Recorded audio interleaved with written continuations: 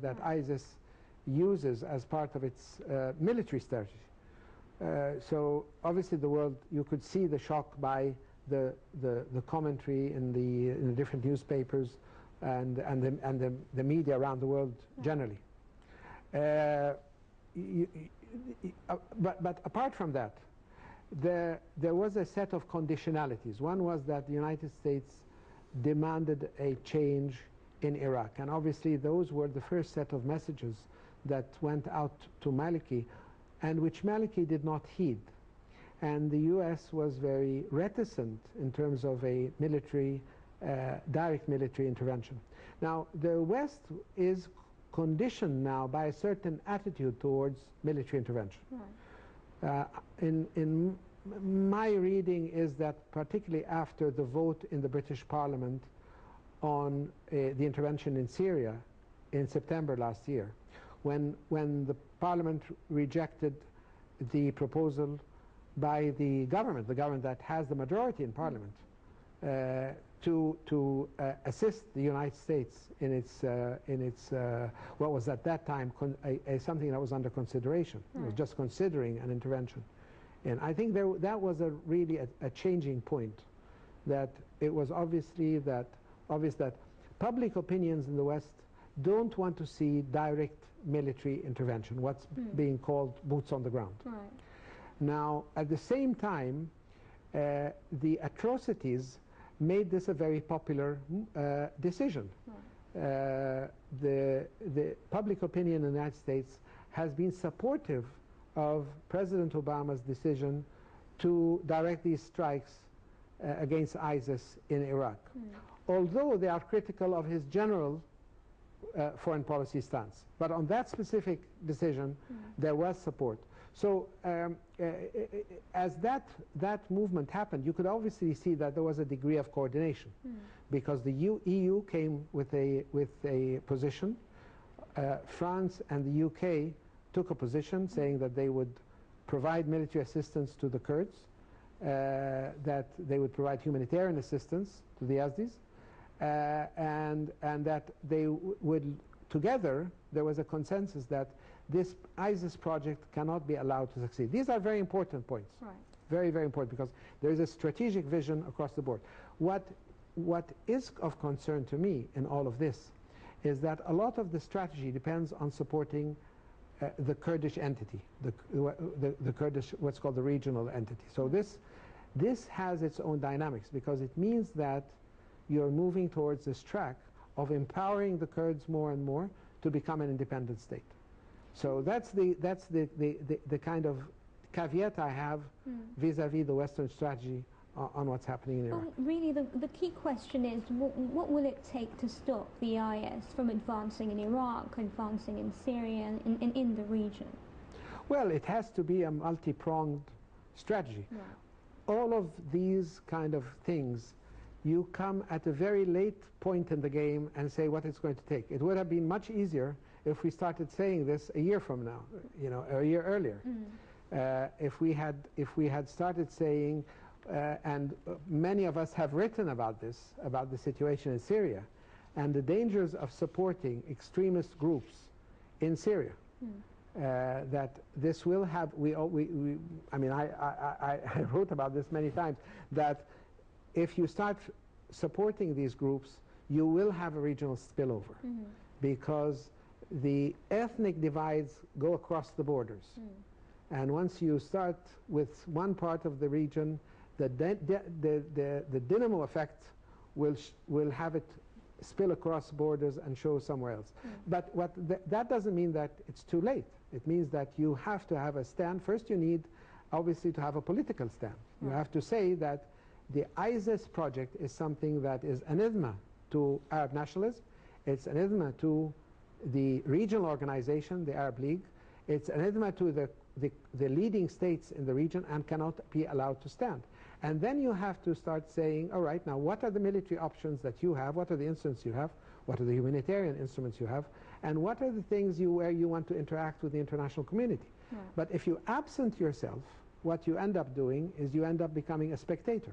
You're watching a show that's being run by other people, and then we go back to interpret this by saying there is a big conspiracy against us, and you go back to the victim mentality. Right. Instead of changing your history and taking control, you become a subject of history and a victim of history. Okay, Dr. Ibrahim, let me ask you the same question. What really do you think, from your perspective, will it take to stop the IS from spreading both in Iraq and regionally? Well, obviously, it goes beyond the capabilities of Iraqis themselves to do it today. That's very clear. And let me say also that even regionally, it will not be, and I totally agree with Mr. Ambassador about the vacuum created by the non-existence of any strong Arabic role in the region, and creating such a vacuum will open the way largely for international intervention again in Iraq in a larger scale than before. Talking about the ISIS, it's really a threat not only to Iraqis. As you were saying, it started some time ago, and it has gone that far because it was not confronted at the beginning properly, whether from Iraqis themselves or even regionally. And I'm sad to say that this is like a chronic historic practices in the Arab region. They always wait until it's very much late, and then they wake up and they sober when it's already late and very costly for them to intervene in the right time. Right. A lot of casualties the toll is getting higher every moment, not every day. And the equation of power inside Iraq is very much going to the direction of ISIS. And as I said before, they have tools at their hands and they have numbers. And the threat is not only inside Iraq. I'm talking about the regional threat, about the threat of expansion of the ideology itself. But you mentioned something very important, and that was, who is financing? Yeah, who is financing? Because who do you think is behind well, this group? It's a question today. Probably it's easier today for them to finance because they put their hands already on some rich areas in the northern Iraq. But before that, where did they get the money? It's billions of dollars. It's not only just weapons. It's everything. It's a huge amount of logistics. They are moving convoys, very sophisticated weapons, very sophisticated communication tools, and everything. So they got the last notch of everything at their hands. Who is behind them? And by the way, most of the weapons and most of the equipment that they have at their hands are coming from the American-made. Right. It doesn't mean necessarily that the United States is doing that, but I'm talking about they have the richest and they have the most sophisticated tools at their hands, and it did not start yesterday. It started a couple of years ago, and it started in Iraq in a very small scale, and then it expanded to Syria and get larger in Syria with playing the sort of magnet to the youth in the region under the banner of jihads. They have gone to Syria, not only from the region, and you might be surprised if you know that a lot youth coming from United Kingdom, coming from France, coming from Holland and other European countries to support what they believe that this is a fair cause for them. And that's the real threat I see today, that the possible expansion of this poisonous ideology in the region itself. And we in Egypt even, we are not safe from that. And let me tell you that the whole region is fragile enough, it's weak enough. So under such strikes or hits of that sort, we have to, for instance, in Egypt, the last educational year was a lot of problems and demonstrations at the Egyptian universities, huge confrontations between the students that belong to a Muslim Brotherhood and the groups that circle around them and the police. So we already have this, readiness. Right. So for this sort of poisonous ideology to come to us and to start to invade us and to hit us more and more. Right. So we have to be very careful about that. Not only Egypt, Saudi Arabia, Kuwait, United Arab Emirates, as Mr. Ambassador said, where is the Arabs? And the threat is really imminent today. It's closer than ever. And you know, at particular point, it'll be beyond control. No. Are we going to wait until this happens? Well, let me, in a nutshell, just ask both of you gentlemen really how you see this scenario playing out, and how much of really a positive is today's retaking of the Mosul Dam, Dr. Zahra?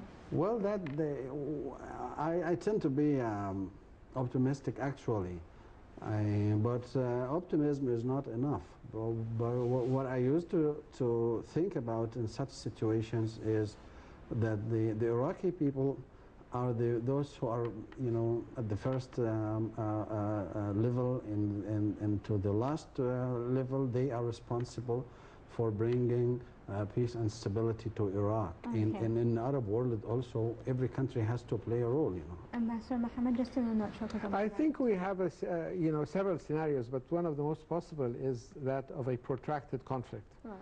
We're seeing, and this is a pattern, we're seeing this, that the state structures in the region are no longer capable of controlling all the events. So we're starting to see very weak states. And we're starting to seeing hybrid entities that have almost quasi-state status. So they run you know, cities, and they actually collect taxes, and they have international relations, and they carry on for years and years. And we're starting to see this in Libya. We're starting to see it in Syria. We're seeing it now in Iraq. So I'm afraid that there is a pattern here. And unless there is a major shift in the way the big powers in the Arab world see this and react to it, and also it must be, by now, there must be a change in terms of the nature of international intervention, that it has to be much more big picture. There has to be an idea behind it. It's not enough to come in to protect a religious group or an ethnic group. That smacks a little bit of old-fashioned colonial intervention. So I think we need to go beyond that. Okay, I thank you very much, Ambassador Mohammed Anis Salim, member of the Egyptian Council for Foreign Affairs. Thank you very much for coming in. Dr. Ibrahim Al-Ghazzawi, Professor of International Law, thanks very much for your time. Ladies and gentlemen, that's all the time we have for this edition of the Daily Debate. We do hope you enjoyed our program. We'll be joining you again tomorrow, same time, same place, here on Nile TV International. And I apologize for all the flies in the studio, but thank you very much for watching, and good night.